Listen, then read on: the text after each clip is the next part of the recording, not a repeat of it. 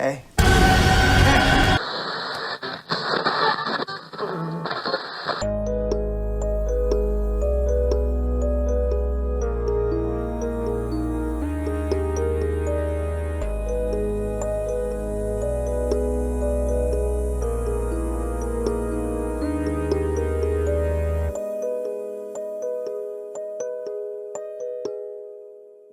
Good evening and welcome to the podcast Compels You. You're listening to NPR. Just kidding.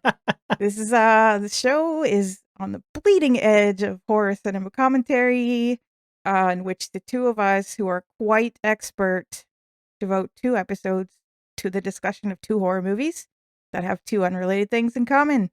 Then we release those episodes every 2 Tuesdays. The 2 things in common that the movies have, we refer to those as a cursed category and blah, blah, blah, fictional backstory, blah, blah. I'm one of your 2 hosts, Stacy. And if you enjoy what we do here at the podcast Compels You and it's not too much trouble, please punch in a 5-star rating right there on your podcast platform. It would mean a lot to us.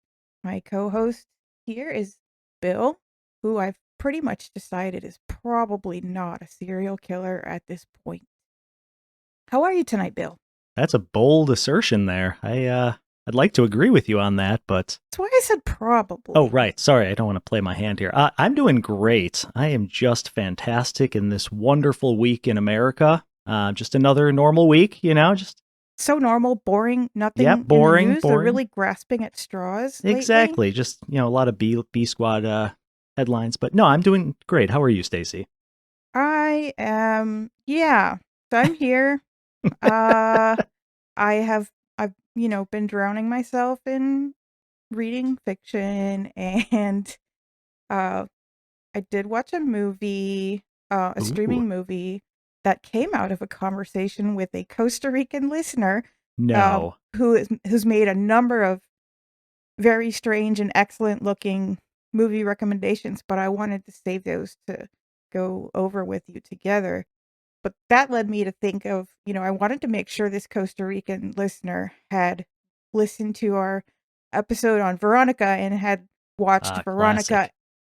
And he said he watched it because of our podcast. And it Oh, made my heart so warm that I felt like maybe everything really will be okay. And then I accidentally read the news, and I won't even tell you what the headline was because it was just so sad. But that led me to discover there's a movie by Paco Plaza that I had not heard of or seen. So I went and streamed it, and it's called La Abuela, the grandmother, oh, 2021. Veronica, if I could just remind everybody, is one of my favorite movies. We covered it on the show. And La Abuela had some things in common, like with some aesthetic things, some like cinematographic, testing, cinematographic, like choices and tricks. uh-huh. You remember the camera tricks from Veronica? There were a lot of them. Yeah, I remember. So there were some like echoes of that, and Cool. this is 4 years later. This movie came out, at least. Who knows how long it took to get made? And it was smart, and it was decently scary. It's supernatural horror, but I am conflicted about like the use of someone's advanced age as part of the thing that's scary. Like, as Hmm. part of the horror is supernatural, part of it just comes from the grandmother is old, she's no longer verbal, um, Mm-hmm. she does some spooky there's some body horror, there's some, like, very real and, like, gritty caretaking details that I don't think that would have made it into a Hollywood movie. Hmm. And it was, like, pretty respectfully handled, but then I'm like, I don't know how I feel about this, age being scary and Mm-hmm. age-related disability being something that's scary because how we Right. feel about representation of disability in horror is such a big deal. However, I do find these things scary as a human. I don't find old people scary, but I find the idea of getting to be an advanced age, a very advanced age, being something that's scary. I've watched people Sure. in my family get to their 90s, and my grandmother was nearly 100, and She was adorable. Like, there was nothing at all scary about her, but it's not a fun time for a human Right. to live through for themselves. So I am hoping that personally I don't make it to be 100 unless, I become a cyborg. There's always hope. Okay, I'll just stop right there then. Yeah. Yeah. It's like the curse of immortality of being a vampire. Like, do we really want to see what's going to happen? Because I don't anymore. Right. Anyway, it's a very real feeling movie, which I love horror that feels like it could be real, even though it has some fantastic element about it. Sure. Fantastical fantasy element. So with all those caveats that I've danced around, I do recommend that you see it if you like Spanish horror, which why wouldn't you? I mean, Yeah. it's the best horror. It's the best supernatural horror anyway. And I'll die on that hill. What have you been watching? Well, before I get into that, speaking of, I'll just call it geriatric horror, let's say. I think you had brought up the film The Front Room many episodes ago with Yeah. Brandy's in it. So I did not watch this movie, but I listened to a very detailed podcast on this, and oh man, it's just cringy train wreck of a movie, but it's got an older character in it. Again, they painted a very vivid picture of this movie, and it sounds similar, where it's just like taking advantage of this old woman's disabilities. Yeah. She's kind of an asshole in it sounds like, but that same idea. I think aesthetically, old people can be scary in movies, just how they're presented. But yeah, it's kind of more sad for me. I don't know. Aging is just sad in general. Depends on the score. Everything depends on the score. Yeah. By the way, when are we going to start our My Girl remake, the horror version? Is that coming out soon? I'm into it, but I think we need to rewatch them. I haven't seen it since I was a kid, probably. We should rewatch the source material that neither of us have seen in 20 plus years. I've only seen like very occasionally like a meme or something, and I'm like, oh, that's an old reference, Yeah, very memeable. No, based on your recommendation, though, I'm about halfway through the Fall of the House of Usher, and I'm kind of loving it, honestly. I love good, just crazy rich family that's just, infinitely fascinating. And there are so many good actors, just like all of his movies or all of his, Projects. Mike Flanagan. Flanagan?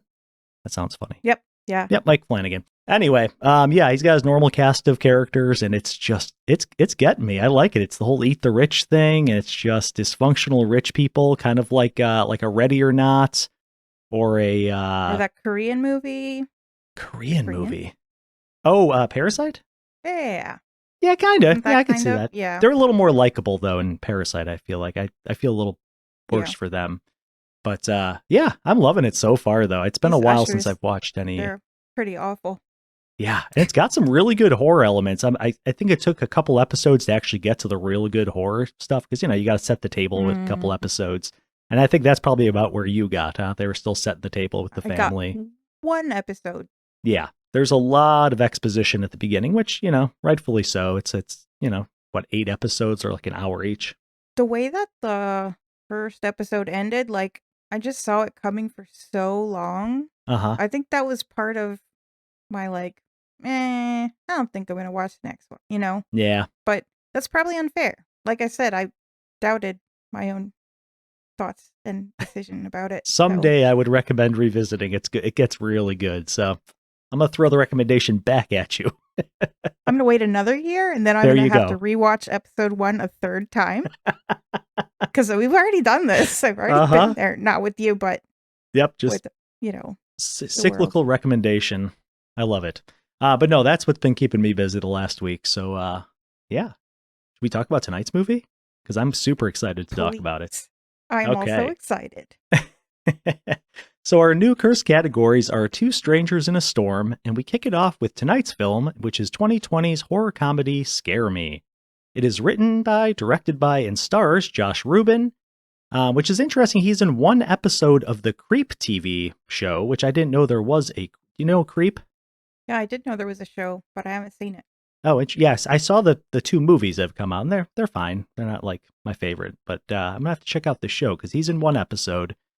Outside of that, I didn't recognize a whole lot of other horror projects necessarily that he's been involved in. He's a comedian, right? I mean, Yes. that's his Yes. roots. But he has the right kind of face for horror. You know He what I mean? Like, does, yeah.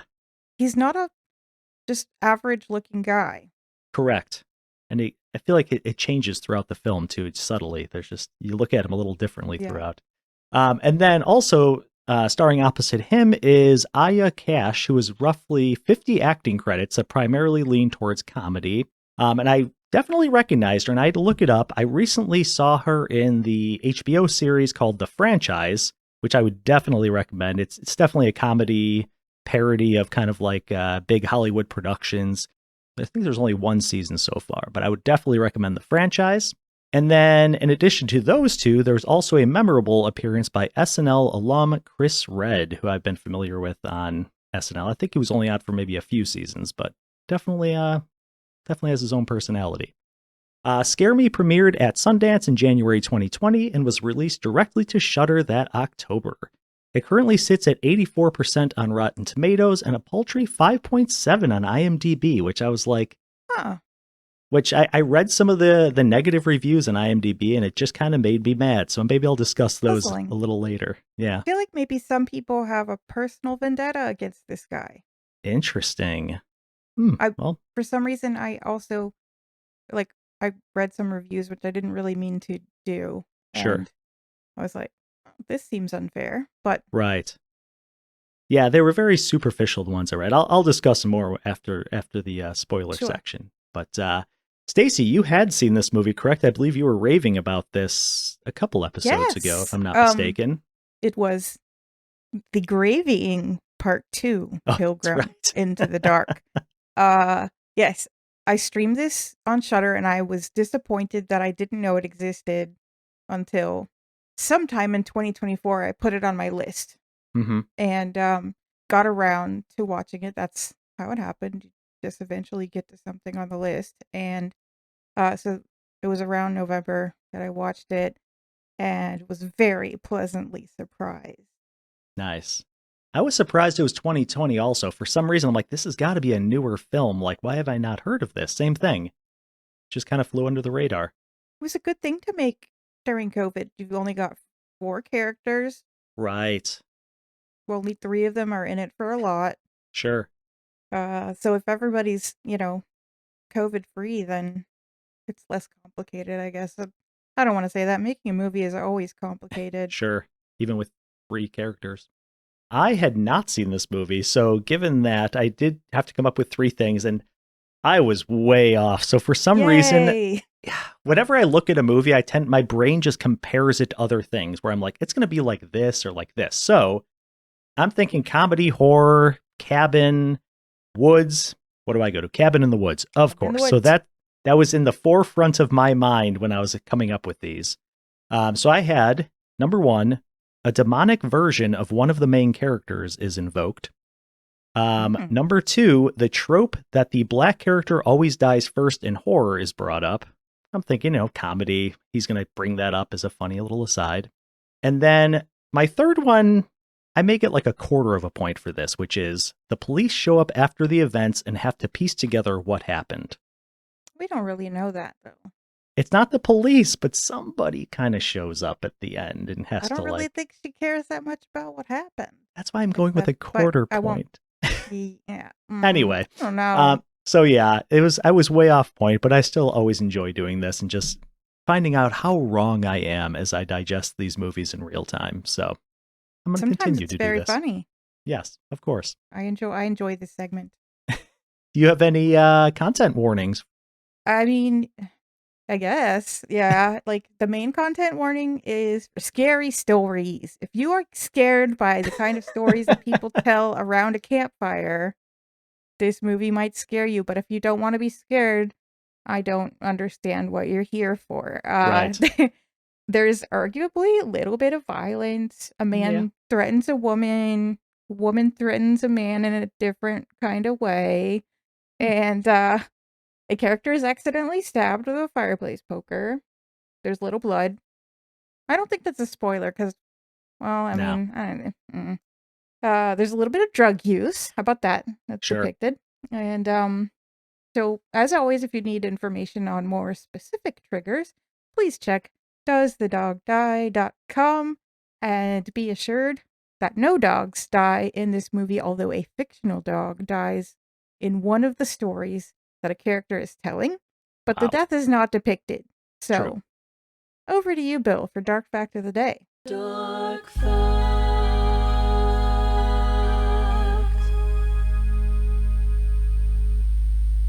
So most people know about the witch trials of the 15th to 18th centuries, but did you know there were also werewolf trials happening alongside them and often intertwined?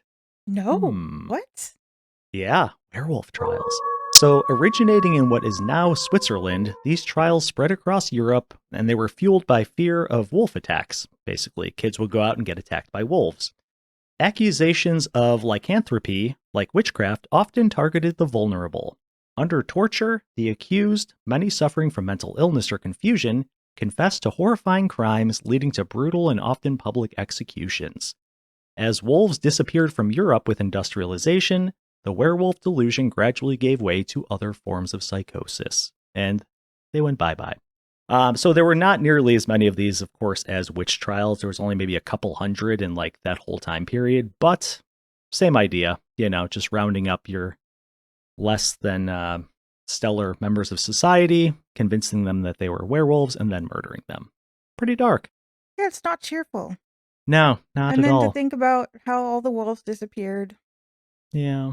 I guess Yeah, that's a humanity double got its whammy. That could have just been a revenge. dark fact in itself. Yeah. Oh. Oh. But on that note, we're going to take a quick musical intermission, and we will be back with our spoilerific plot discussion of Scare Me.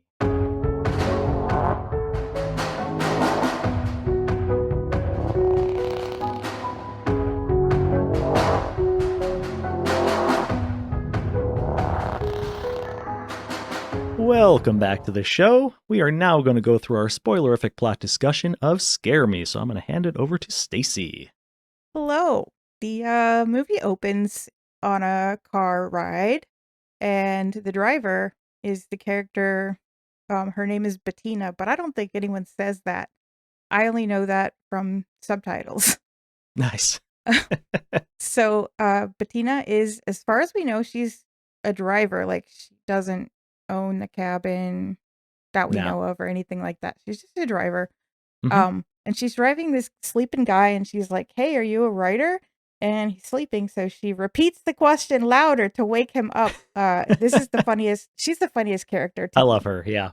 So he wakes up and he's like, yeah, I'm a writer. And she's like, "You've done anything I would have seen?" And he's like, "No, I work for an ad agency." And he sounds just a little bitter about that. Sure. She then she's like, "You can take a nap, go right back to sleep." But she then starts talking nonstop, and she kind of reminds me of an SNL character. Like, not a specific one, but like one that you could imagine. About how she is also a writer, and she wrote a screenplay. It was her favorite thing that she ever wrote, and she thinks James Cameron would be very interested in it, but she can't tell the guy in the backseat about it right now because of the writer's code. What do you think about the writer's code, Bill? Is that a Didn't real know thing? there was a writer's code, but then again, I'm not a writer, so I wouldn't know about the code. I love that. Hilarious. Okay, so nevertheless, she does begin to tell him the entire story of the screenplay, which is about somebody named Cora from the Bible. I don't know very much Bible, so I don't either. Have no idea if this is real or not. We just barely get started with that line, and then we cut to she's walking him through the snow toward the cabin and hauling all of his luggage for him. And she's still telling him the screenplay, but now there are droid armies involved somehow in this screenplay about a Bible character. Oh, it's amazing. It is a comedic scene for sure. Yes. So like we have set the tone that this is going to be a funny movie. Mm-hmm.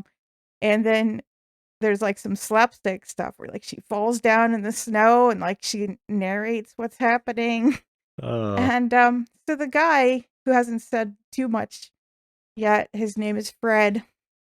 Now he's alone in his cabin that he has rented for some purpose, and checks things out, brushes his hand over the kitchen knives. He talks to a taxidermy moose head on the wall, gets annoyed that his cell phone keeps buzzing, and like kind of punches the sofa a couple times about that. So something's going on with the cell phone. Hmm. And then he sits down and Googles the story of Cora. Oh, the whole thing about the writer's code was Bettina was like, this is very important, and just skipped right over. She's like, I can't tell you because I can't tell anyone because they'll steal my ideas. And which is Right. totally not a thing. That is something that people who don't really write think that Right. writing is like. People who actually do write and have experience and are good at it, or, average at it, we know that there's no way that two humans would tell the same story the same Right. way, even if it had the identical plot. So it's not really a concern. Plus, all the stories are the same stories. And the writer's code comes up again later, too, of course. Yes. There's only a handful of stories that one can write. Yeah. Well, it's like music, It's like, how many ways can you arrange chords? There's a Infinitely. reason why there's so That's the many, answer. Infinitely. 1, 5, 6, 4 songs. Oh, It's just you mean how many ways can they be arranged in a pleasing melodic fashion? well, exactly. Yeah. Then you get your minimalist and experimental avant-garde stuff where Right. it's like, fucking A. So the real answer is not really infinity then. Correct. So yeah, he Googles the story of Cora because he's gonna steal Bettina's ideas. He plays the whole role of like the annoyed, like Uber passenger basically at the beginning. Uh-huh. Meanwhile, he's taking it all in, Is annoyed Uber passenger really like an established role in our society now? It is in movies. You see that a lot. It's usually high-powered business people who get in. They're like, I'm on the phone. I don't want to talk. It's that whole. It's like how you make someone an asshole very quickly in a movie or a show. Or like, yeah. Like, I don't have time for you, peasant. Drive me around. So he eats his microwave meal, and the wind begins to whistle, and he hears like a soft thudding from like, I guess the wind doing something or the basement, and it's kind of getting louder. I think it was Maybe the it's basement door. a little bit of his imagination involved, and he starts going.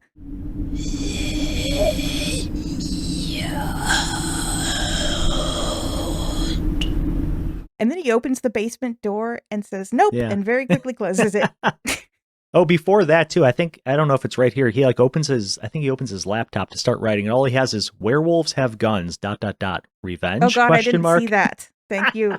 You've always got to read the things on the screen for me. That's like the equivalent of his blank screen, starting like not being able to get he has that very weird basic prop Very to start funny. with, which he talks about a little bit later too.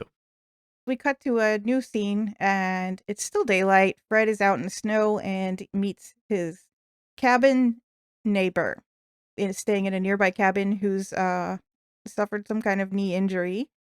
And he introduces himself to her and then discovers she is a best-selling horror novelist. Her name is Fanny, right? It's not Yep, Franny? Fanny. Fred and Okay, Fanny. just making sure. That's a pretty funny name in the UK. I'm going to play the romantic consultant here. This is what we call a meet cute in a normal movie. I have more to say about that too. Okay. I mean, not right now, but at Sure. some point I was like, Of course. Okay. So he discovers she's a best-selling horror writer, and she's a little bit snarky with him, I would say. She like teases him about his grammar, says stuff about keep the dream alive because he's also a writer but hasn't been published, I guess, except for writing at the ad agency, or he hasn't been published in a long time, maybe. But his writing career is not going well. That is the main bullet point. So we then see him working on his laptop, and I think he's either working on that werewolf story or he's working on the Cora story. It begins to storm, and then the power goes out, and we get some more movie references. He quotes a line from The Shining. You got a flashlight around here, Mr. Torrance?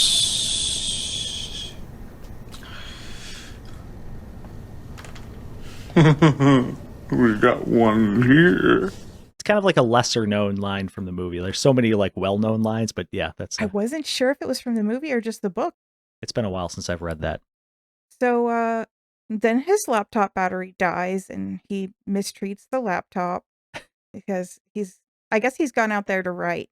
Yes. And now what is he going to do? So he's creeping around the inside of the cabin, and then Franny suddenly knocks on the window, like arriving out of nowhere.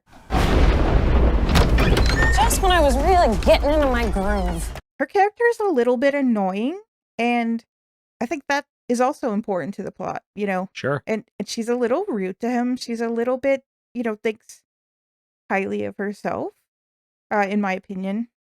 So she immediately kind of like challenges him a lot, is the way I would put it. Like kind of pokes fun, kind of challenges him, kind of calls him out on his shit. Do you think she understands him right away, or is that just her personality? Like, no, that's or maybe just it's her. a mixture. Yeah. But she interacts with a different character later in a different way. Oh, interesting. So yeah. I think she immediately. I don't think she really understands him immediately, but she immediately thinks he's a loser. He's like a wannabe writer. She's seen his kind before. You know, these people who always are like, I'm working on my novel. Right. Tell me more about it. I know, right? So, something I've noticed that there's a little bit of like inequitability in that she presses him on things and he sort of goes along with her, but when he tries to make similar requests of her, she shuts it down. So True. She sort of comes in and takes the upper hand of the power dynamic, I think, just because she's a celebrity. Right. Yep, I agree. But she begins to pick up on his insecurities and exploits them. She won't talk about her own work that she's working on currently because she's also worried that desperate white dudes like him, that is a quote, right. Will steal her ideas. So I've already expressed my opinion that this is not really a real thing, except maybe in this movie, but we'll talk about that later, because no one's going to execute the idea the same way. But then she asks a lot of probing questions, is my point, about what he's working on. And it's like she knows he doesn't have much to say, and she wants to point that out. He's like, oh yeah, I'm working on the story about Cora from the Bible. And then she's like, the one that was like, did something with Moses, or the one from the Quran. And he's like, still working on that. So it's clear that he Googled it, but he doesn't even know the first thing about the story. Neither do I. So he moves on to the one about werewolves, his incomplete and vague premise of, so there's a werewolf that kills the guy's parents, but it's actually a kid that kills the kid's parents. Then the kid grows up to be a revenge story against the werewolf. And she's like, that's not a story. Like, what is actually happening? What happens in the story? Right. Which is rude. Like, somebody tells you the idea for a story, you're like, okay. I mean, it'd be like somebody telling you that they're trying to learn how to code, and then you're like, name 5 songs by that band. Okay, wait, I mixed up those 2 things, but you get my meaning, right? I do. I at the same time, though, we have 2 authors, though. Like, he has presented himself as an author. She is a published author. Like, I don't know. I don't think her questions were too crazy. I mean, maybe she was a little aggressive, but like, I think she's every beginner writer's like worst nightmare, that somebody will treat you that way. But maybe it's one of those things where that kind of pressure can maybe make you a better writer too. Like, you gotta be able to talk about your shit. It's a very old fashioned a little bit way of approach to education. Like, shame them into being better. Maybe not but shame, yeah, that's kind of what she's doing. I see your point. I don't think she's a horrible person. I'm just pointing out like what I think is not nice and not fair. About the situation. And there's other stuff too. Well, and I think anytime you share something creative with someone, like, that person needs to give you a little bit of, like, I don't know what the word is, like leeway, I guess. Like, they're sharing something that they created with you. Exactly. Like, I would take that That's as vulnerable. like, vulnerability. There you go. It's a vulnerable thing. I mean, So he does finally push back. I forget exactly what she is correcting him on, but he says, just because you're the best-selling author of one book doesn't mean you can school me about story. Right. And she's like, actually, it does. And she's got the fire poker in her hand because she's been helping him kindle the fire, which he was kind of clueless at, which is another kind of like funny thing. Like, the typical stereotype is the guy knows how to make a fire. So this is flipped. he is not used to a strong woman. Let's just put it that way. Like, that's his whole vibe at the beginning of this. He's like totally off put by a lot of, like, he's surprised that she's doing these things and saying these things because he's not used to being challenged, I don't think. Like a normal guy would just roll with it, I think. Sure. So yeah, both of them have their things that are For sure. kind of flawed at the beginning. And to me, it feels like their flaws start out pretty balanced, which yes, is a good way to start a story. I agree. But now she has a moment where she kind of looks imposing and scary with the fire poker. And just want to point out, y'all, this is funny because the movie is called Scare Me. That's the title of the movie. Oh, right. And now she's Yes. scaring him. Okay. As she's working on the fire, then like he then comes up behind her and there's scary music. And I'm like, is this going to be a different kind of movie than I thought? Yeah. And then he like yells like very silly, like trying to scare her. And she acts like absolutely nothing has happened. And she's like, I have an idea. Let's scare each other. And see, remember the title of the film is Scare Me. So Scare now us, they're going to scare you. each other. Oh, scare me. Right. Scare, yes. yeah. Scare each other. And I just want to say real quick, too, that's one of the fun things about this movie is trying to figure out what kind of movie it's going to be. Yeah, it's a horror comedy, but like how much is it going to lean in either direction? So this whole first part, again, he comes up behind her. You're like, oh, boy, is this going to make a change? Maybe not.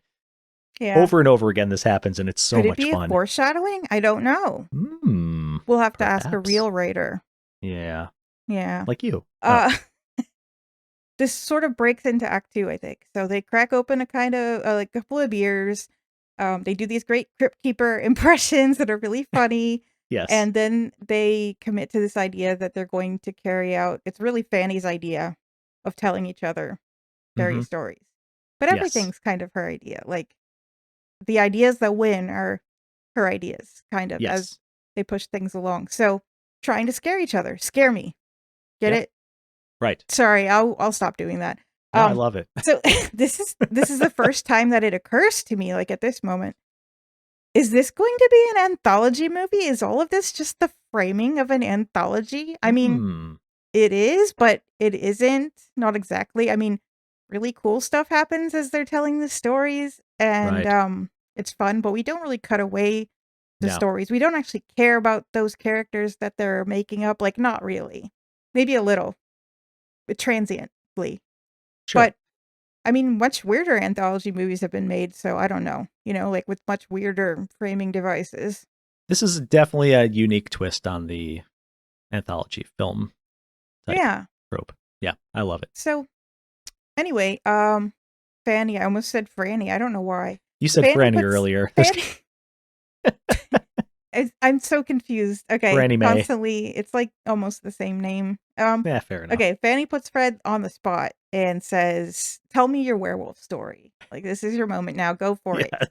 This is sort of mean because she knows there's not a story there. But is it mean? Maybe she's trying to get him to push his imagination. I think that's what it is. We don't know that he doesn't actually have a story, but maybe we do. Maybe he really does have a story. It could go either way. But when he starts, it's very pathetic. It's like, there's a kid. Werewolf kills a kid's parents. So she's berating him and telling him, Get up, use the space, and scare me. Who are you, Uta Hagen? She then scares him by making sound effects about like, oh, are you scared of the woman in the attic? You know, and I think he's actually a little scared. Yes. Remember, the power has gone out and they're in a cabin in the woods and they're strangers. So let's not lose, that context. Do we start getting the soundtrack at this point too? There's like all of a sudden like a movie score comes in behind all of these stories too, which that's I think already is happened. super That happened effective. when he came up behind her. Oh, right. Fire. Yes. But yeah, the sound and score is like increasingly magical and a part of this storytelling thing in like a way that I haven't seen before, really. And lighting and stuff. Like the cabin just turns into like a movie set. Like, a theater. There you go. Yeah, it's so interesting. Yeah, a movie within a movie. It's a movie within a movie within a podcast. Whoa. So podcast. Wrap it up. Movieception. I don't know. So you get the idea. She's very determined to call him out on lying about having this story idea and about even being a writer. which is funny but also painful. Mm-hmm. It's awkward. It's like cringe painful. Like, oh, it's not fun to watch that being done to somebody if you don't really hate them yet. But he kind of rises to the challenge, and He he does. gets really into acting out the dad that gets killed by the werewolf, and like his sound effects that he makes with his mouth Yeah. before they start really doing the Foley work, like his the self Foley work, whatever. But like he's making they make it in the movie so that he's making his own sound effects that are actually good. That is my point of all that. I noticed like as the film goes on too, like he like corrects himself numerous times. Like he'll be like, and then he walked in the room. Oh wait, no. And then he crept in the room. Like the stuff that she would normally call him out on, he's already like, so he like kind of improves as the movie He is, goes yeah. on. So, yeah, or at least at the beginning. He gets a good start. yes. So, he acts out the different characters, and this is where the movie now kind of transitions into doing this cool thing. It starts to show us things that are part of the story, like the werewolf silhouette on the the Yes. shadow on the wall. I love that. And his hand looks a little bit like a werewolf hand a couple of Mhm. times. And then Fanny's like, I almost said it again. She's like, I know what's going to happen now, as she gets the revolver out of the closet. And he's like, how did you know? And she's like, it's obvious. Right. What else would happen? So it's like those little digs. Like, that's not Yes. necessary. We're just playing a game, But Right. the really fun thing for me at this point is that they keep making lots of movie references. Like there's Poltergeist, Halloween, Jaws, Yes. other stuff. Yeah. And they also do like there's like a police light that looks real, like as he's telling this story. The police are Yeah. there. Right. And then she's like, how did the police get there? And then he has to like retcon it. Like, well, the mom called 911 and then she left the Right. phone off the hook. Yeah. And then, so, the kid in his story grows up and carries around the mom's revolver loaded up with silver bullets, and then, takes out the werewolf. And then, he's feeling, I think, pretty good about his story. And then she's like, what if the kid's a girl? And she's like, blah, blah, blah, Bechdel test, gender inclusivity, too many white man protagonists in these action movies. And he's just kind of thrown off a little bit. And then she doesn't want to take her turn, which kind of pissed me off. Right. She's like, no, I'm good. That was Like, super what did you shitty. just do to him? I think she was just gonna like laugh at him and leave. Really, I don't think Yeah. she had it planned to hang out with him all night. So he's also a little pissed off, and he's like, I put my heart into this. Not very good werewolf story. Right. And you need to do it too. So let's do a story. So she gives in finally, and she tells the little story about the creepy grandpa, which actually turns into a tight little, like, kind of Poe-like story, but in the present time, I guess. But she speaks Russian in it. It's weird. There's a murderous 5-year-old, and it's really clear that she's a better storyteller than he is. Right. Even though, like, she never thought about this idea before. She's just making it up. She's all in. But the acting, the voices, just everything. She like smears peanut butter on her face at some point. Like, is that what it was? I thought it that's or something. Gross. Yeah. Maybe it wasn't peanut butter. It was something weird. Anyway, this is the story that involves the accidental poisoning of the dog. Just to point that out. Yeah. In case you want to skip that, but it's not. It's sort of like told like a children's story almost, or like scary stories to tell in the dark kind of way, Yes. Because the child is trying to poison the grandpa, right? But because she thinks the grandpa is evil, and it turns out that he really is. Yeah. But no one knows that until after he comes back from the beyond. And the weather like totally plays along with Fanny's story, like thunders at all the right moments. And I'm just like, why is the entire universe on her side, But at one point we see like Fred is trying to be hard on her about showing details the same thing that she was doing to him. And he's like, stop interrupting, and moves on, like, so that's what I mean. It's very dismissive. Yes. So you could tell that Fred is also getting pretty unnerved with her story, but he never admits that he's scared of anything. Right.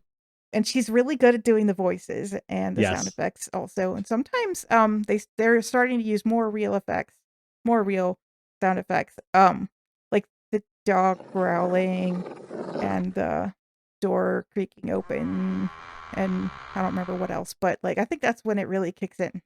Yeah.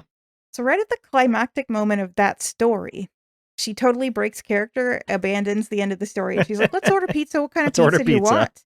And he's like, "Anything but Hawaiian." And then she's like, "Oh, how white of you." So he snaps at that a little. He's like, "What is with you and this white guy stuff? Are you one of those white dudes will destroy the earth feminist people?" Right. And I just want to answer that for her that yes, Fred, we are.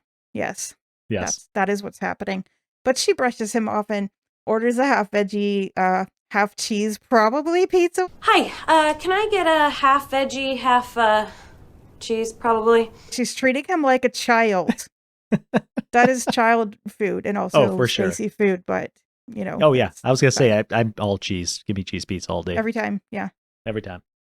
As she hangs up from ordering the pizza, the phone that she is using chimes, and she's like, "Who's Meredith?" And I think that's when we realize she's using his phone. Yes. What? So she's like, "Who's Meredith?" She says, "You're a monster." And he's rightly like, "Hey, give that back and go back to your bigger, better cabin." Yeah. Cabin envy. That's a thing. I like it. But she's like, "I'm gonna go for a walk." And he's like, "Yeah, you do that." And she's all, "I will." And he's all, "Good. Yeah. Do it." So if this were a rom-com, we all know what would happen next, right? I mean, actually, I don't because I've never seen one. I think what would happen is she would go for a walk. She would like slip on the ice or something, and he would come running out, and then he'd have to take care of her. And then he would explain his background to her while I knew you would eating her. know. Yes. That doesn't happen. I knew but something would have to happen. Yeah. But also, it's a lie that I've never seen one. But I've never seen one on purpose. You accidentally watched one. And this isn't a rom-com. That's No. the important thing. So what does happen next? I don't know. I don't know what's going to happen. And Ooh. so we get some she's outside, hanging out outside, smoking some CBD. Vaping. What? Yeah. Do people even smoke that? I don't even know. I mean, you can. It's I don't know. There's more exciting stuff you could do, but sure. Sure. I'll get to that. But Yeah. So there's some spooky score going on because it's a dark wooded area, and then Yes. suddenly he's there and he's whispering on the porch and like, "I'm finished with a phone call," or whatever it is. And scares her legitimately for the first time. Yeah. And I just want to point out to everybody that this is exactly at the 50% mark of the movie. Oh, nice. And remember that the movie is called Scare Me. And she's scared for the first time. But why is she scared though? Well, he startled her. For real. For real. But then he starts talking. Oh, so the different kind of scare happens. Yeah. There's a jump scare, and then there's a psychological scare. Psychological And scare, so now we start the psychological, who is this guy? Because he's like, "Yeah, I just got off the phone with my ex. I got kicked out. It was a big surprise. Found out there was another guy. The big surprise. Now she's filing a protection order. It's so weird." Ooh, red flag. So it turns out, what did he do? He sent her a bunch of letters. Okay. Called her 200 or 300 times. What? And threatened to kill her. No big deal. And he's like, this is what couples do. I think he said something like He's that. like, You know "Don't you how know, couples like, do. when you're in a relationship with somebody and you're like, Yeah. I'm gonna fucking kill you." Oh, And I'm it's like, funny. oh, Yeah. I mean, okay. So because we know it's the 50% mark, something has to turn, and what is turning? Is it really him? So he suddenly has a dark backstory. Right. And so we think back to him acting weird at the beginning of the movie when we just think he's like a horror fanatic, but he's like talking to himself. Running his hands over the knives, right? Yeah, Those little is things. he really just a wannabe writer with an average imagination or something beyond? They get into discussing some stuff, and he's like, look at you. You're living your dream. And, again with the bitterness. And she's like, well, why don't you just do something? Just do something. As if it were like so easy. Yeah. So that thing that it turns out to be that he does is his turn to tell a story. I do want to say one thing. I don't know if this was a musical cue that was put in on purpose, but right before, like right when she says, why don't you do something? There's this musical cue that sounds like the Dolby audio cue you hear before a movie. Where it's like, So I don't know if it's like setting the scene for his movie he's about to tell. I just thought it was kind of a fun little cue they put in. Yeah, I didn't notice that. Very good. Yeah. Noticing of the detail. Good observational skills. Dolby audio. I know all about it. So he asks her, like, why don't you do Venus, which is the name of her zombie book. I forgot to say that earlier. And so it comes out that he hasn't actually read it. So she's like, what? You haven't read my book? But you know who I am? And he's like, well, you told me who you were. It turns out he doesn't even read a lot. Red flag. Yes. Because you cannot be a writer if you don't read, and you can't be a good writer unless you read a whole fucking lot. So sure, he claims that that watching movies is enough, which is something that a lot of people think in horror, and it isn't though, because everything that happens on the screen does not fill up the book. Right. So they argue about whose turn it is, and it's technically his turn, but they kind of solve this dilemma by kind of telling the story together. So it's sort of a nice. I like this. Like now we start a collaborative storytelling, and like maybe it's going to be all right for these guys, right? And that starts because Fred is actually showing her how he used to scare his little brother by like crouching down and pretending to be creepy troll man with doing the Gollum voice. Gollum voice, yes. I'm a creepy little troll man. Oh no, that's good. That's scary, Fred. I freak you out. Yeah, you sound a lot like Gollum from Lord of the Rings, troll. So she then decides that the troll lives in the air ducts of an edible arrangements type that office. That was my favorite detail. So good. Like edible arrangements. What imagination behind that. It sounds like an improv show where they're like, give us a place. Edible arrangements office. Like it's got that vibe. The scene that follows is definitely like an after the midpoint scene, because like their cabin transforms into the office, like complete with like background sounds of people working. Yes, There's everything gets more lush as the film goes on. Like and I'm like, why is there a typewriter? What year is this? Is it like 1970? And the people in the office know the troll is there. That's the story, but they just kind of live with him and put up with it, and they don't even really like talk about him that much.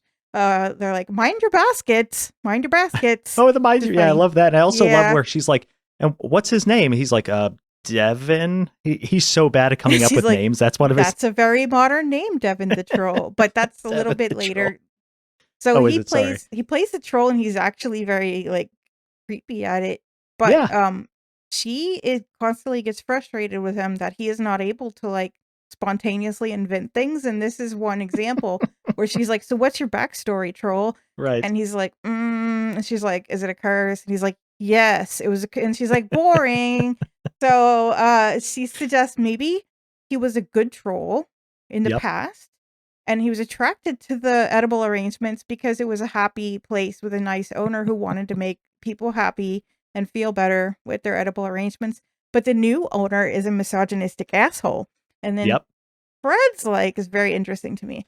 Maybe he's just been hanging out in the air vents and he has a taste for human flesh. This seems to me to symbolize exactly the divide that exists in horror right now, which we talked about with D.W. Madoff last time, where there are people who say horror in literature has always meant something more than what it literally is, and in movies too, since the beginning of movies. Right. So there is horror film and literature now that it is about timely topics like trauma and grief, like we talked about with DW, or about like race or climate change. And then there are plenty of people who say, we don't want any of that woke nonsense in our horror. We just want to be scared. And please notice the title of the movie is Scare Me. Right. But those same viewers and readers who say that, I have noticed they are perfectly happy with horror that has like masculine, like Hemingway type themes, like bravery and fighting the monster, heroism, survivalism, man versus nature, that shit. They can consume that stuff all day long without even realizing they've experienced a metaphor for anything, you know. But as soon as it's a so-called female theme or a gender theme or race, disability, mental health, whatever, like then they notice. Then it's too fucking woke, and I don't need to point out, but I think I will anyway, that Sure. this divide in horror, which again came from the divide between these two characters, is emblematic of the divide in US society and culture that people call politics, but it's not really, is it? It isn't. And if you want to, you can put your finger anywhere on this timeline and trace it right back to the time of the civil rights movement in the 20th century or the Civil War, take your pick, or the transatlantic slave trade, or, you know, colonialism. We're not the same society anymore. And by that, I mean, we're not the same as each other anymore. We are two different societies that are stuck together, just like Fred and Fanny, these two strangers in a storm, playing make-believe. Well, even more simplistically, even what you just said about how he only watches films, doesn't read, his interpretation of this creature is very much just a film version. That's what the film version would be, and hers is that has all the background, is fleshed out, you know, like has the kids film version, or the, like, what is it, trauma film version? Trauma. Like the or maybe, I mean, not even complicated enough to be a comic book character. Comic book character needs to have way more depth. Absolutely. I agree. So yeah, Fred's troll character, Devin the troll. Devin the troll. This is very funny. Tells Fanny's character, I mean, they kind of arrive at this plot together, but he comes up with this part. He's like, you have to kill your sex offender boss, or the troll will kill her and everyone she knows. But if she does kill the evil boss, she can live for 300 extra years, I think. Yeah.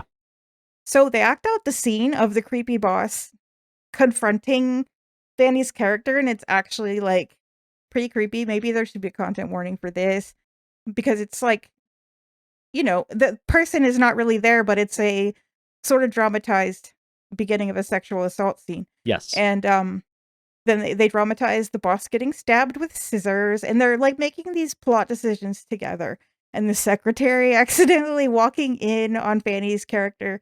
Then Fanny has to kill her too and chase her around, and there's a big chase.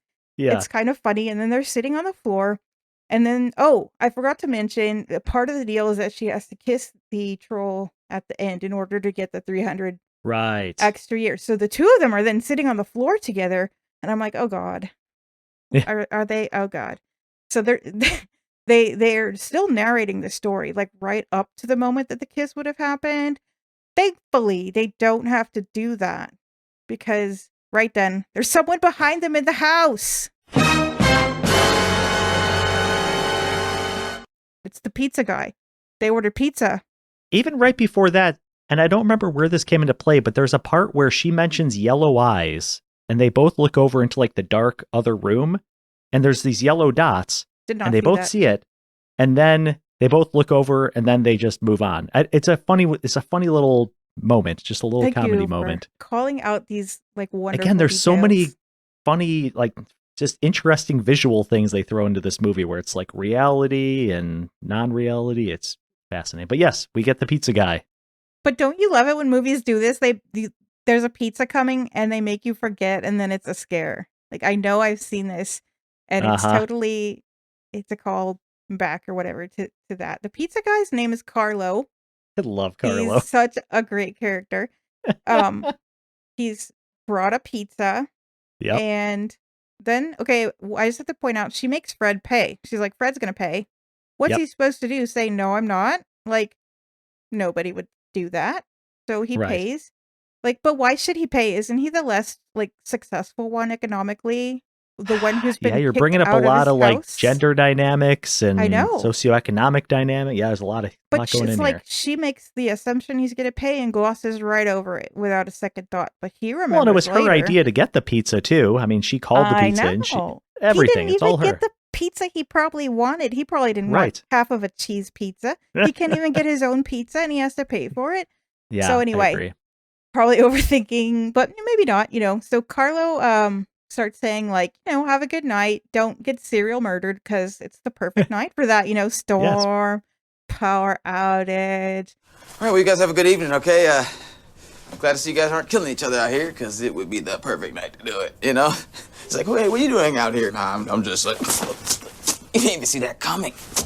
And just put him in a conveniently located car, right? And then someone else saw me. Oh, no! Shh, shh, shh, shh, shh. And he's dead, right? Put him in the trunk. Wow, that was really creepy. Sorry about that, guys. So Fanny and Fred, but mostly Fanny, is like, may we interest you in some scary She sees something in him. Yes. Well, they both do, I think, but he doesn't want that something there. No. Because do you think it's related to that they almost had a moment? Absolutely. And I was going to ask you, how much of this film was it him hoping that they would form a relationship, we'll just say, of some sort? It is. Or at what point did he stop thinking that was going to be a thing, Because during Carlo's presence. you think so? You think that was Yeah. kind of the nail in the coffin for that? I think that ruined the magic. She might have kissed him or whatever. Might have gone a completely different way. Right. I'd like to think she wouldn't after hearing the weird red flag situation. Yeah, that's the thing. There's so much, but they're so many both dynamics drinking, between these two. Yeah. It's like nobody's perfect in this movie except for Carlo. Oh, Carlos, he's untouchable in this movie. Yeah. And can I also say that his character traits are that he loves eating pizza. He's like, I deliver pizza, but this pizza's my favorite. I could eat this all the time. And then like a Ninja Turtle. later on, he looks at his watch. He has a pizza watch. Yes. I just love this. Carlo is just all about pizza and having a good time. I thought that was a pizza watch that I saw. Yep. It's amazing. The first funny thing that goes wrong for Fred is that Carlo jokes about him being emasculated because Fanny is famous and Fred is a nobody. And Carlo is like fanboying over Fanny and her book that he's read. And Fred hasn't read the book. So there's like that, And Fanny is like, oh, shucks. Yeah, I'm pretty amazing. Like false modesty. That is, what am I trying to say? It's not even trying too hard not to seem false or not even trying too hard to seem modest. Yeah, she's not selling him on that. Yeah, she's not even trying. She's loving it. She's eating it up. Anyway, Fanny decides it is Carlo's turn to tell a story because he's the newcomer. I think that's fair. Freddie then calls out Fanny. This is interesting, going back to the writer's code, the fake writer's code, for writing down Carlo's idea to use as her own and accusing her of stealing an idea. Do you remember what the title was? I don't. Do you? It was Too Ghoul for School. Oh, funny. Yes. Carlo does not even care. He's like, no. He's whatever. Like honored almost. He's like, oh my gosh, you're writing it down? Oh my God, this is great. Right. Which almost kind of makes it look like maybe she is taking advantage. Like, who knows? But something definitely struck a nerve with Fred about that. And Fanny's like, everybody calm down. Let's do some cocaine. So they're doing, the two of them, Fanny and Carlo, start doing the coke, and they're teasing Fred, which is just more poking of the bear because he's never done coke before, which is exactly like that peer pressure that adults like. Do they still tell kids that they're gonna get from their friends that nobody ever gets? Because nobody wants to share coke. I was just gonna say, coke's reasonably expensive from what I understand. In my experience, people act like they don't even have it. But yes. Anyway, the peer pressure succeeds, and while the grown-up peer pressure, and Fred's like, y'all are not even gonna like me on coke, which is perhaps important. He does it. He does it anyway, and one of my favorite things is that Carlo the pizza guy is like, man, I haven't done that shit since college. Where'd you go to college? Oxford. And they just move right on. But yeah, they just move right along. Fred is probably feels that has taken him down another rung in life now. In this Absolutely. It's these situation little things. by the pizza guy who went to Oxford. Yes. You can't make this up, except somebody did, and it's brilliant. Who actually reads. Yeah. They break out some wine then. So now we're starting the wine. We had the beer phase, the Coke phase. Yep. Now begins the wine. And then Fanny and Carlo have some fabulous collaboration because Oh my gosh. Is this when he's giving the ideas of what he wants to see in the story? Or it might have already happened because Carlo really wants to hear a story about dead babies. yeah, so they explored that a little. And then but mainly they act out the story of Venus. Fanny's Right. book, for Uh-huh. a coked up Fred as audience. So what we see next is thankfully not the full telling of the book, but Right. these little snippets here and there that are Vignettes. so funny out of I context. love 'em. Like there's a taxidermied moose that she's acting out with her hands up like this, but y'all can't see me. And you're seeing this from Fred's perspective, and like Right. he's just like losing his mind in the corner, just kind of He's- staring, trying to keep his shit together, and it's just like madness going legit on in front of him. Starting to have a bad trip, which is not really Yes. a coke thing, but No, but just it is bad it's a time, we'll Fred say. thing. Yeah. Yeah. He's having a really bad time. And then Fanny explains that this zombie book that she wrote, so spoiler alert for the fake story inside the story, the mom turns into a zombie vampire at the end, and that she says the real story is about gender politics. Aha. So then Aha. we have another moment like this where Fred's like, I don't see it. But Carlo and Fanny together are like, man, it's so obvious. How can you not see it? Like, did you go to college? They didn't say that. I did, but Right. that's probably what Fred is feeling. Oh, And absolutely. as the zombie vampire mom kind of defies gender expectations, I think that is the explanation that they give.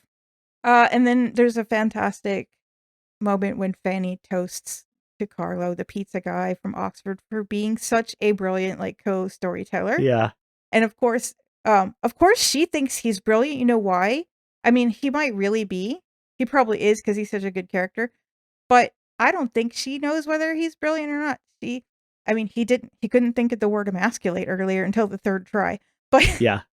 but she thinks he's brilliant because he's a fan of her work. Right. And as he acts it out, she sees his enthusiasm for it, and she enjoys the vanity of him telling her the story. She is a little conceited.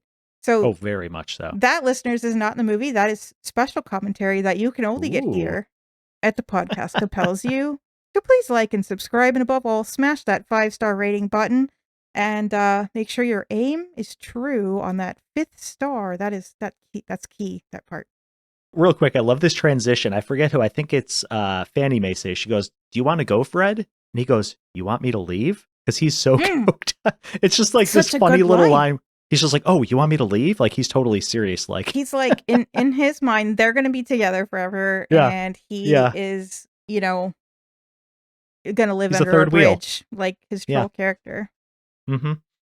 So they all talk about their ideas together, and this is really fun, even though This like is great. you can tell Fred is not having the best time, but he does get Right. into the story. So for this next story, it's about Beth, a demonically possessed singer who would do anything to be on American Idol, but they can't call it American Idol. Nope. They have to call it So what do they call the it? Big Talent Show Live, which is funny because that's exactly what it is. Yes. In order to like avoid IP infringement, I guess. Yep. There's a pretty scary scene in this, the one where Fred plays the devil, and he's like right behind her, and like there's Oh, red is that where light his on head's his cocked face, to the side and it's the red? and he's Oh making my a god. face, and I'm like, Yeah. he is a was funny looking truly dude in the scary. face, like when he wants to be. Yeah. Which is good for this kind of movie. Uh-huh. And Carlo, meanwhile, is doing He's the all the host. other parts. He's also the MC, and Yes. he says things like, "Welcome to the Big Talent Show Live, where millions of people are watching. So I sure hope something bad doesn't happen." And I'm just like, please tell me they improv some of this, because I'm that sure would they really did. make my day. Yeah. And then possibly the set piece to this movie is Fran, Fanny. You'll get it. Fanny, I one of these can't. times. Fanny plays Beth, who goes out on stage to sing an original song. I love this song. She really does do a pretty good job of acting like she is making up a pop song. Yes. But it rhymes and everything, and it devolves into these demonic instructions to kill everyone and chop it up. And you think it's going to end there, but then it has this amazing like break it down section where the guys are backup dancers. Yes, I was not expecting this. No, and then it culminates like very suddenly in Fanny pretending to projectile vomit all over the audience. At this point, I just want to point out there's another exchange of some differing ideas. So Fanny wants the devil to deliver a monologue about toxic culture stuff. Fred wants the devil to possess everyone in America through their TV screens. But Carlo is like, that's been done before in a Batman movie. Yeah. And that's kind of a bummer for his idea, you know? Like, your idea's been done before. And then Carlo's like, I got to go back to work anyway. Fanny is the only one disappointed by that. She's very disappointed. Yeah. And then he's like, can I get your autograph? And she's like, on your head or on your face? Or what did she say? It was a funny line. I don't know. Yeah, on your face or something. Something, yeah. But he brings her book. Like, he has the book in the car. What? He carries the book. No, he doesn't bring a book. He brings something else. Bring? I thought he brought her book. No, he brings a pizza box. Oh, okay. Well, see, this is why it was a really big book, we'll say. I need help seeing movies. Yeah. Yeah, no, he brings a pizza box and he's like, can you write? And he says this long thing. She's like, I exactly what I was going to write. Yeah. Yeah. It's I like adorable. their friendship a lot, actually. I do too. Fred seems a little bit jealous of this like camaraderie that has developed so recently over the course of the evening between Fanny and Carlo. And then we see Fred alone in the dark as Fanny goes to the toilet. And I really have no idea what he's doing because there was scary music, but it was too dark for me to see what he's doing. I'm sure Bill will tell us. Oh, because she was going to go take a cocaine-induced defecation, which I appreciated that little description. Why was there scary music under him standing in the hallway? Did he grab the fire poker at that moment? I think he just was looking towards the door. Oh, okay. I don't think he had or maybe I didn't notice if he grabbed the fire poker. I wasn't willing to turn the brightness up. That's just a thing, you know? Yeah. So Fanny then tries to say goodnight. She's going to go back to her cabin. And Fred's like, I have one more awkward. story.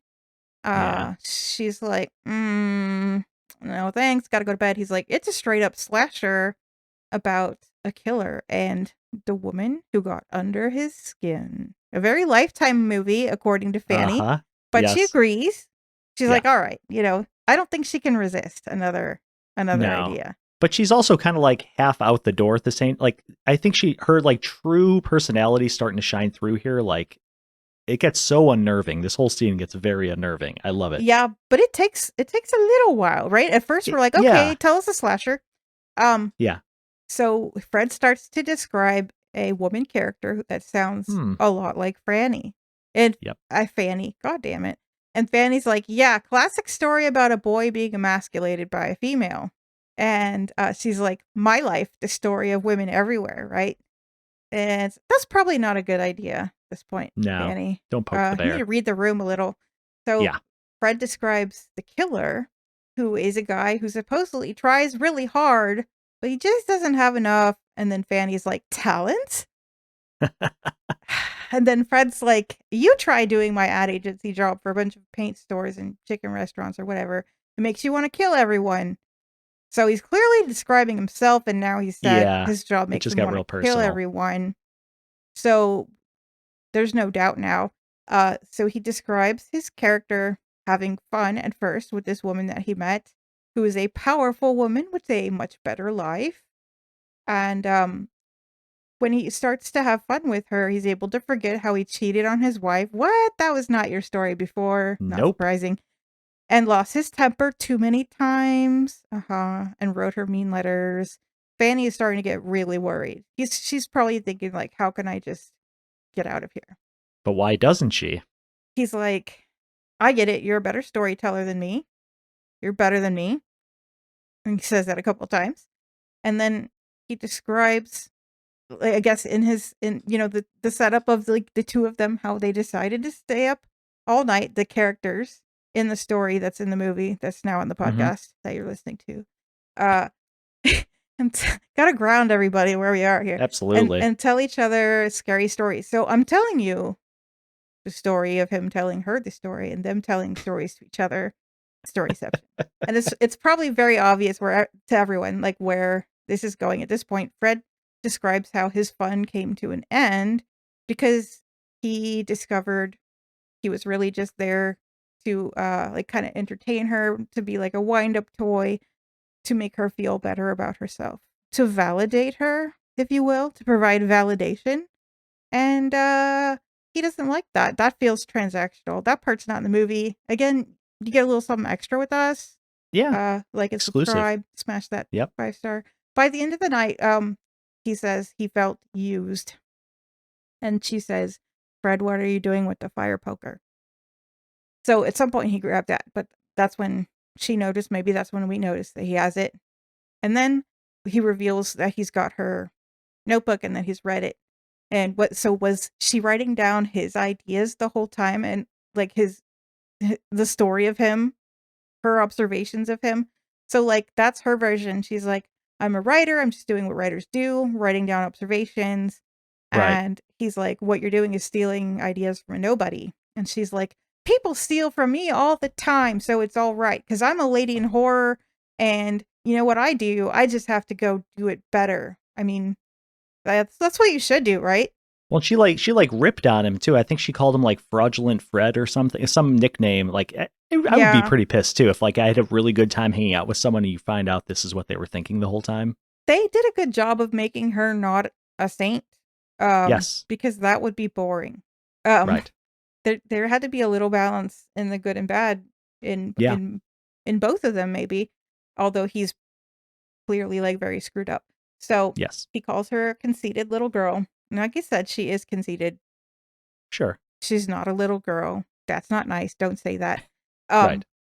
And then she's like, all right, I got you figured out. You're not some sad, emasculated failure. You're just a man who thinks he's good, but knows he'll never be great. Yes. And then she's like, this is an insane conversation. It's insane that you're standing there trying to scare me with a fire poker because she isn't scared. She isn't scared, you guys. So give her fucking notebook or she'll fucking kill you. But she's not scared. He's like, how about I chase you? And if I can't find you, I'll give you your book back. If I do find you, and then he pantomimes something that means she's going to die. So he pretends like he's going to give it to her and like psychs her out a couple times. He doesn't give it to her. And then he's like, all night you wanted me to scare you. That's all that's happening right now. What's the matter? I'm not going to hurt you. And then we're kind of like, oh, phew, it's this game. Yeah. And he's like, run, which is pretty scary. I like that line. As a viewer, it's a lot of back and forth. Like, again, is he being serious? Won't he? It's so uncomfortable. So she ends up like hiding in the dark. He's creeping around, kind of calling to her like, okay, you win, come out. This game is kind of garbage. This cabin is a very small cabin. Where are you going to hide in this cabin that you would never be found? That's think fair. They were in the same room, like for a lot of that time, but it was dark. So like she could maybe see him or not. He could maybe see her or not. I'm not sure. Yeah, I guess so. He's doing scary sound effects like he's still doing one of the stories. So yes. So it's like it is a story, but it's also real. And then the lights come on at the worst time, and he's right behind her. And they do have a really brief chase, which I'm glad they didn't draw it out. I agree. So something happens. They have an accident where she falls and she accidentally stabs him with a fire poker. And she did not mean to do that. She's crying. And then he's like, hey, can you just put me out of my misery? And she's like, nah, I'm good. But then she agrees eventually. She acts like she's going to beat him to death with a log from the fire. And which seems like it would possibly be very hard to do. It's not that easy. Oh, for sure. That would be a terrible way to do it. Yeah. And he's like, oh, good idea. And meanwhile, they're starting to voice their creepy strings too, which I like. Both of them, they're like, ee. Which is so funny and also sad. I know Right? there was. Oh, yeah, But I agree. then I mixed. she can't. I think what happens is she can't make herself do it. No, of course not. So She's not a killer. she puts it down and she leaves him to die, bleed out, I guess. And so cut to, I don't know, the next morning or even the morning after that. We don't really Yeah. know. Right. Was this like just a weekend stay? I think it was. So Right. it's morning, birds are singing, and Bettina is arriving. So she looks into the Yay. window and she tries to call to Fred, Mr. Banks, Mr. Banks. His name is Fred Banks. Fred Banks. Fred Banks. I forget what her last name was. Doesn't Patina. matter. Yeah. No. Oh, Fanny. yeah. I Fanny, don't like remember either. the last name also started with an F, maybe like alliterative. Yeah, something. Yeah. The important thing is, when Fred doesn't answer, Bettina goes inside. She takes a look around the cabin, helps herself to some pizza, and then she finds the journal, Fanny's Yes. journal of $1 million ideas that possibly she's stolen half of from people. And so she opens it up and starts to read, and she's like, "Huh!" And that's the whole scene. Yes. So we get some really funny, like cute end credit music. Do we know anything about this music? It's really good. Oh, I didn't pay attention. I'll have to listen to it. And then we get another scene, a very short Oh no, I shot. didn't see it. Oh, you didn't see the other scene? Oh my No, god, you gotta say no. it. Well, I'm gonna spoil Okay, it well, for you. I'm sorry. That spoil it. Yeah, of course. We're in the spoiler section. Very short shot. Or what I mean by that is a brief shot showing Mhm. Bettina's book. Bettina's published. She's published a book, and the name of the book is Scare Me. And there's Oh, copies of this book filling up a bookstore window, and there's like a chalkboard, like the kind that you stand up outside a cafe, and a placard. it has Bettina on it, and I don't know what Aw. her last name is either. Doesn't matter. But it's No. like she arrives, I think, and she's gonna go and she goes inside, and that's the end. And then they put the same song back on, I think. Oh, interesting. So, are we to think that she wrote an anthology based on their stories that were in Fanny's notebook? What I think is she wrote the whole story of them meeting and trying to scare each other and tell stories, and then, Oh, she just made up an ending because obviously nobody wrote down the ending. But who knows? The important thing is she stole No. some good ideas and wrote a book, and so her dream from the opening scene has come true. She's a best-selling author, and it's a very funny ending. What did you think about the ending?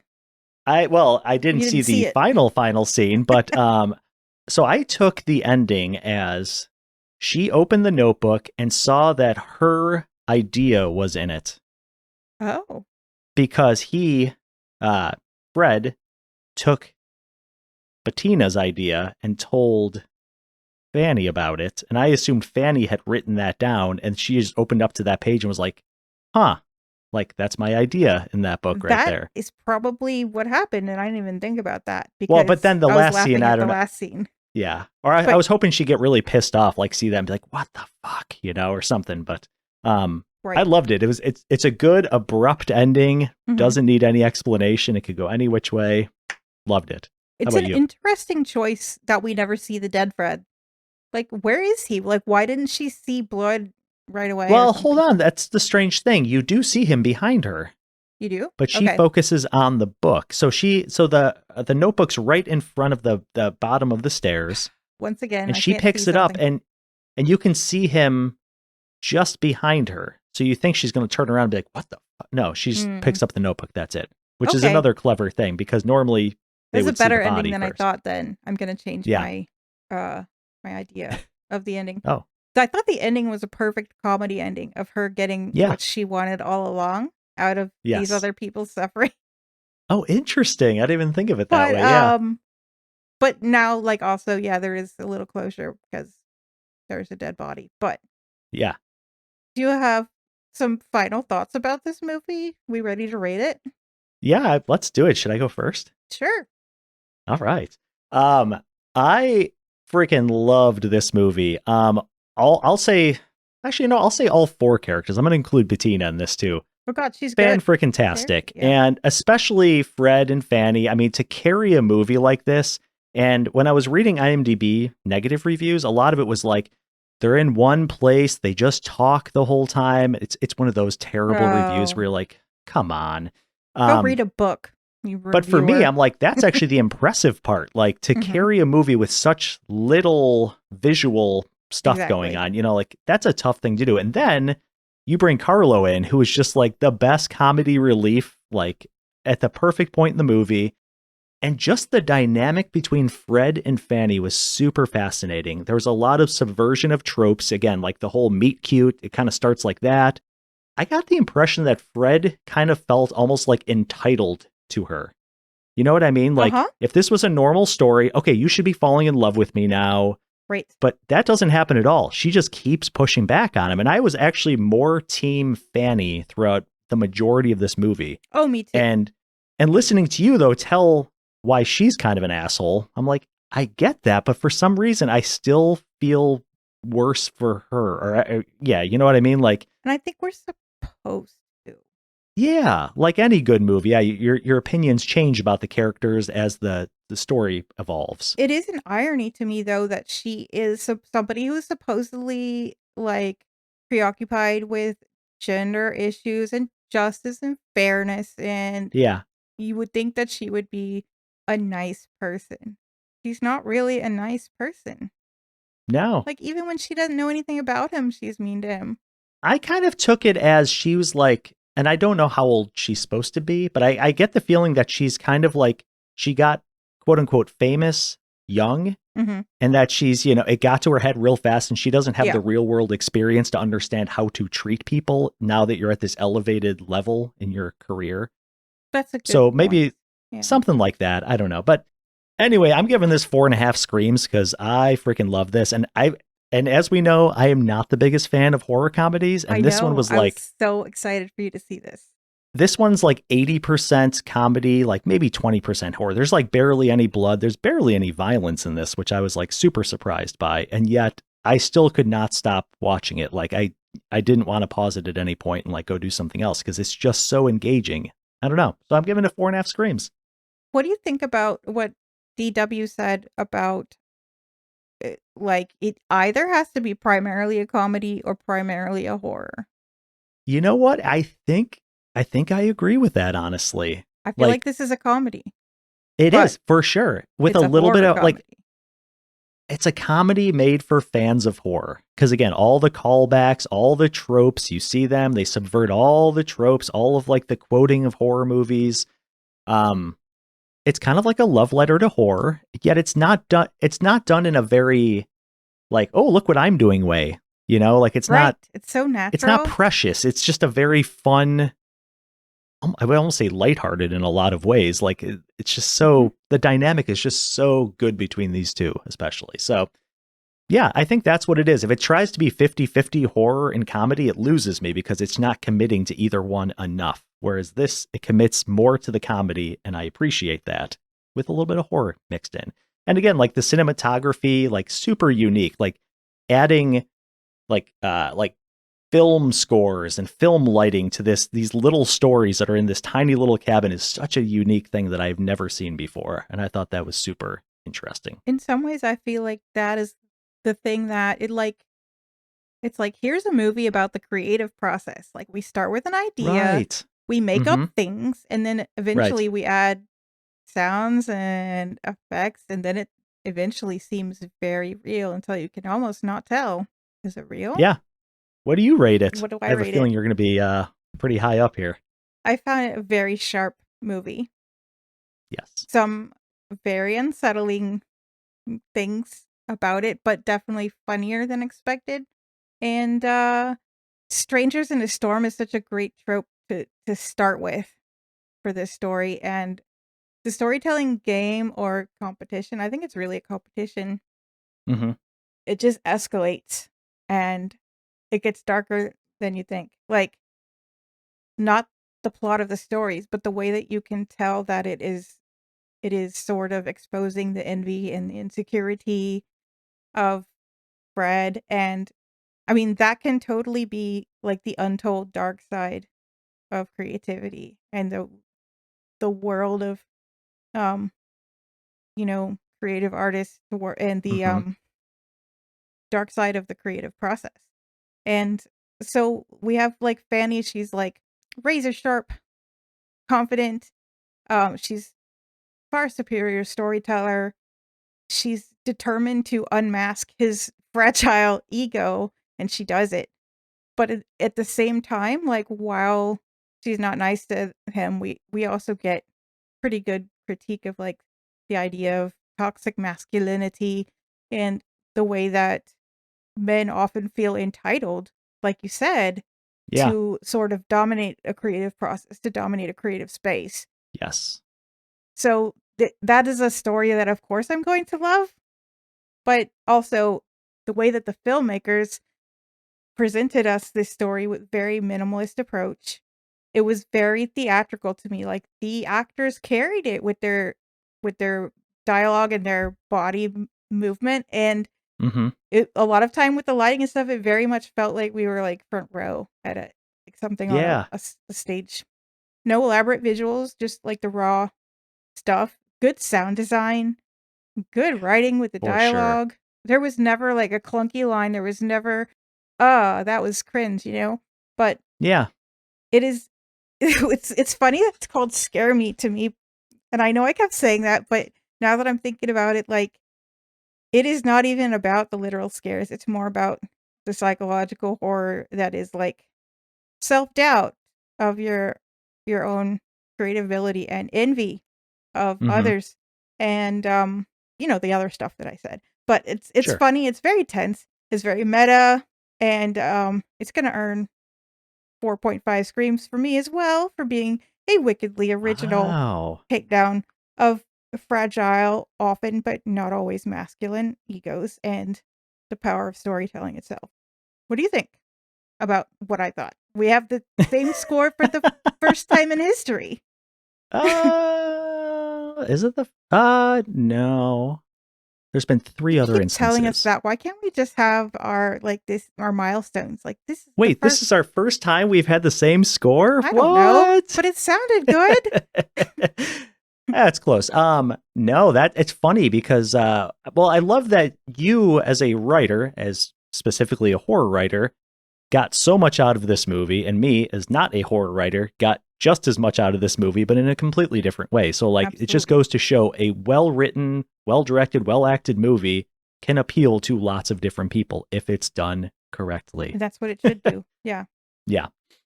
So, curious where this ranks in our movie so far? Yes. Near the top. I mean, Yeah, so this is tied with Veronica, which you had Oh, mentioned earlier, delightful. with a 4.5. This is firmly in the second place, tied with Veronica, which I'm okay with that. I'll co-sign that. Yeah, you'll co-sign that? Yeah. Awesome. Take us home, Daddy-o. So this concludes part 1 of Two Strangers in a Storm. Next week, we leave Fred's cozy mountain cabin and head to an Australian trailer park when we watch 2023's You'll Never Find Me.